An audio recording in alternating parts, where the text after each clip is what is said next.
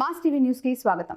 నిన్న mass media ఛానల్లో YCP సేవలో తరిస్తున్న అధికారులు అన్న కథనం ప్రచురితమైంది.